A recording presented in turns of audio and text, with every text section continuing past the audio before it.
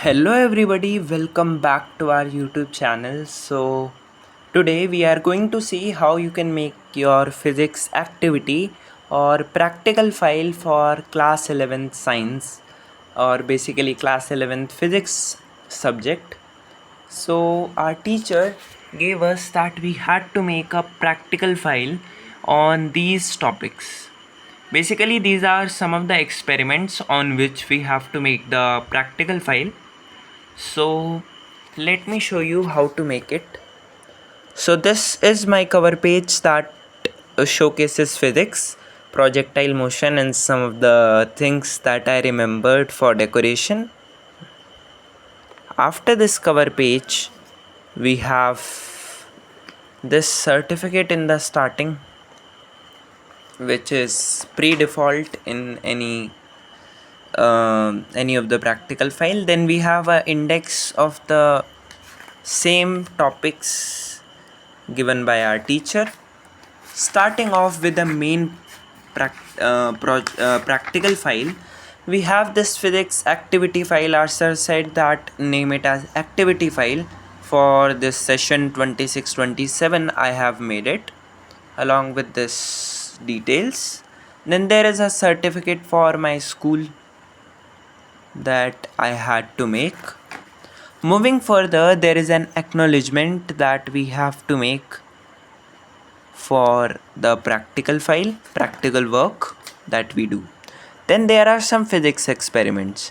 Now there is this experiment number 1, that is to construct a paper scale having least count of 0.2, and we have to understand the concept of least count and how to do accurate measurement. So at first, this was where we have to write the aim, apparatus, required, theory, and then moving further there is this procedure, 4 steps of procedure, and on the left side there is this image of least count that we have made. This tells us that each centimeter we have divided it into 5 parts, 5 equal parts, and made it a least count of 0.2. Moving further with the procedure, we have the result and precautions with us. And on the left side we have observation. Here I have made a table of how much centimeter division we have and the number of subdivisions and what is the value of each subdivision. And this is the formula how we calculate the least count, basically unitary method, the way we calculate least count. Then moving further on precautions, we have some more precautions. And then comes our experiment 2, that is how to determine mass of a given body using a meter scale and the principle of moments. So this is the apparatus required and a part of theory. Moving further, this is the theory and formula, that is m1 d1 equals to m2 d2, which I have written in this. This was the theory. Then this is the procedure, how we will do this experiment.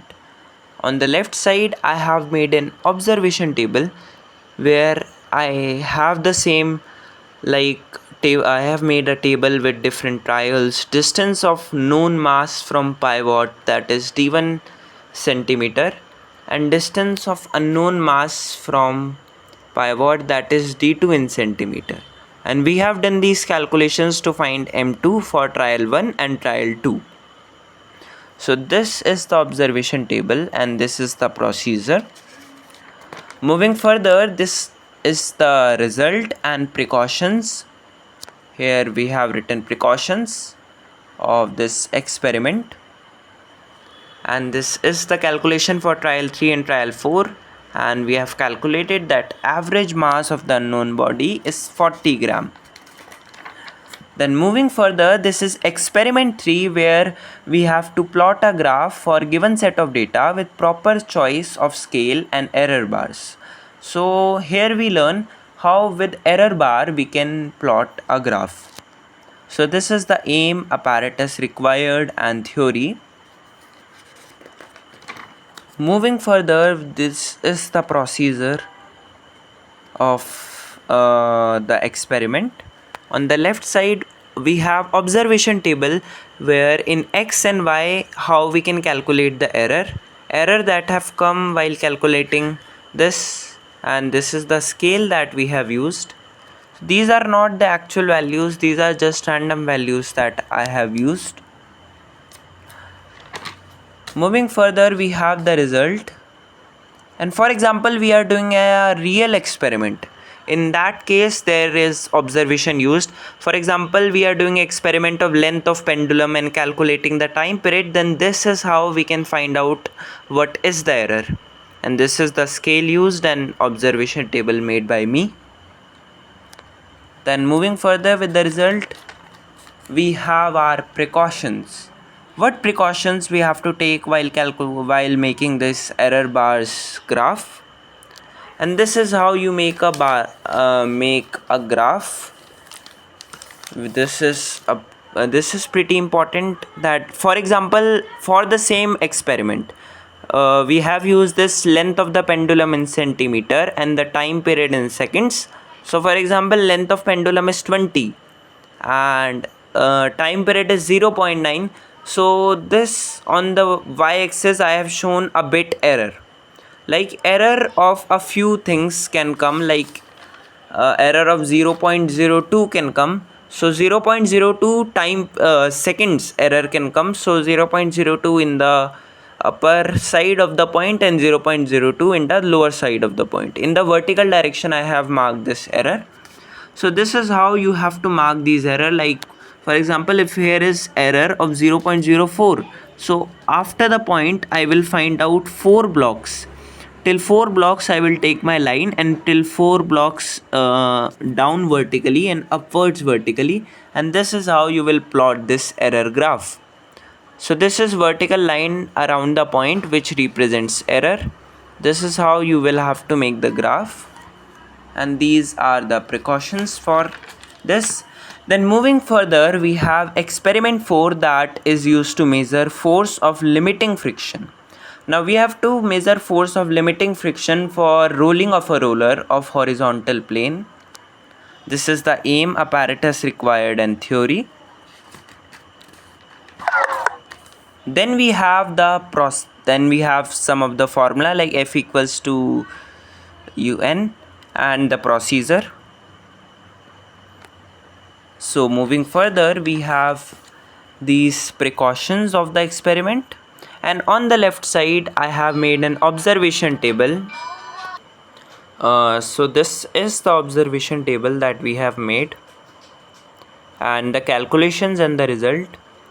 So this is some of the trials, and then we have precautions on the right side.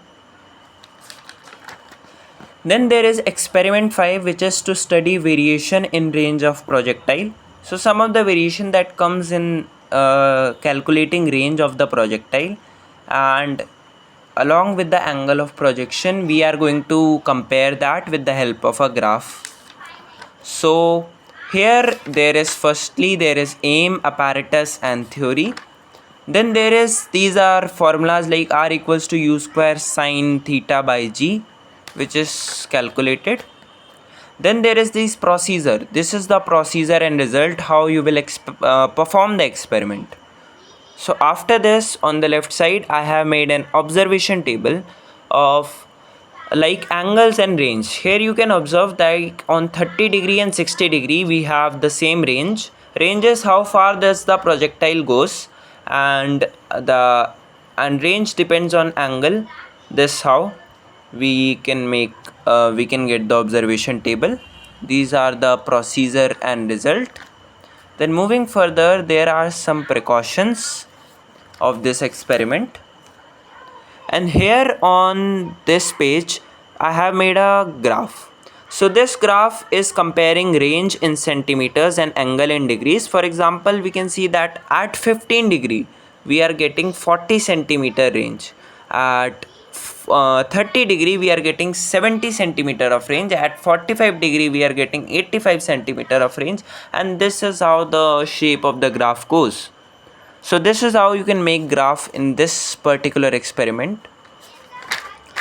Moving further, there is experiment 6, which is to study conservation of energy. There is a law of conservation of energy of a ball rolling down a double inclined plane. For example, there is a ball which is rolling down a double inclined plane. Then here is the experiment. Then there is aim, apparatus required, and theory. After the theory, there is a bit more theory over here along with the procedure of the experiment. Then we have some result and precautions of the experiment on this page, and on the left side I have made a observation table of the initial height and final height in centimeters.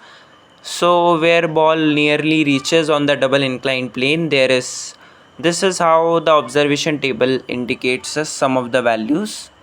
This is the result and precautions.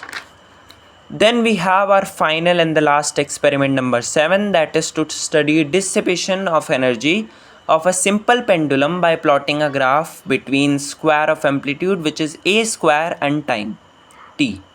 So this is aim, apparatus, and theory on this page. Then we have this for E, which is proportional to a square. So energy which is proportional to amplitude square, and we have the procedure written over here. Then this is the complete procedure along with the result. On the left side of the page I have made observation table of time in t seconds and amplitude, and how we can calculate the amplitude square. We can see that value of amplitude square decreases continuously with time, which indicates a gradual loss in energy, कि धीरे धीरे जैसे energy use हो रही है वैसे धीरे धीरे जैसे टाइम हो रहा है वैसे वैसे एनर्जी ज़्यादा से ज़्यादा कम होती जा रही है. So this is how we can see a linearly graph that is going down. This is a graph plotted between amplitude square and time. So as you can see that on time 0 there is then amplitude square is 100. Then on time 20 seconds we have amplitude square is 84.67, and time 30 seconds we have at time 40 seconds we have amplitude square as 70.56, and this is how the graph goes. On time 100 seconds we have amplitude square as 39.69. So this is how the graph goes, and we have precautions on the right page. These are the precautions, and then we have the conclusion of the complete practical file, that what we have concluded from this practical file and what I have learned, what are my learnings, and what we can get from these experiments. These are another some of the lines written for the conclusion.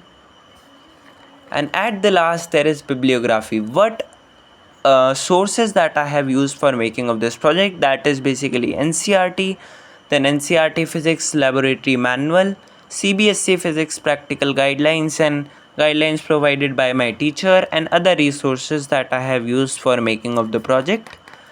And there is a neat thank you at the end. So this is how you can make a good physics activity or a practical file, whatever you call it. So that is it for today. See you in the next video.